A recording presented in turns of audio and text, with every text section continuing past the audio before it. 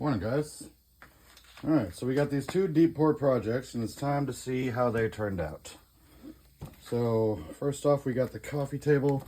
Now this is weird. When I made them, see how they've got this big dent up at the top and at the bottom? I don't know what caused that. Like, was the curing process kind of like creating a suction effect? That's weird. Thankfully, that's the bottom of the project, so you know, that's going to be hidden from view and it won't interrupt the functionality of the table.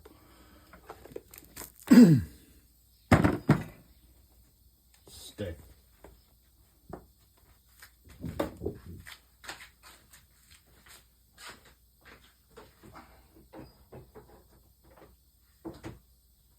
So maybe moving forward, I need to make sure to just do a thin layer first to keep the mold nice and flat. Yeah, look at that. That's weird.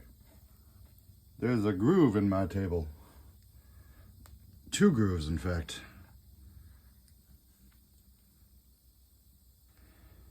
Okay, so there's our side view. That's actually a pretty cool looking cross section.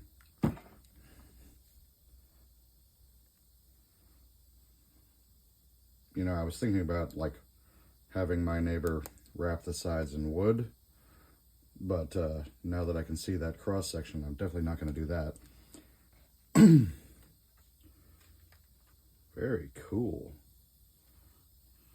Yeah, there's my scrap pieces, and here's our nice lovely top. Not sure how I feel about the what's it called? The cellophane layer, but you know,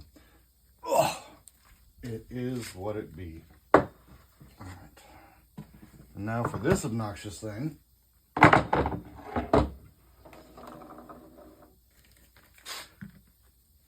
Which I have had to dome like 3 times. And again, having a similar problem where a couple of places got kind of sucked up into the mold, but also again, not so much of an issue.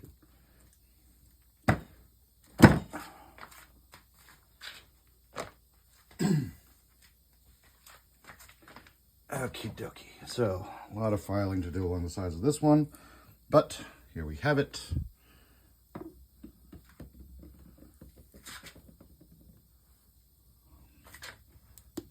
Nice serving tray.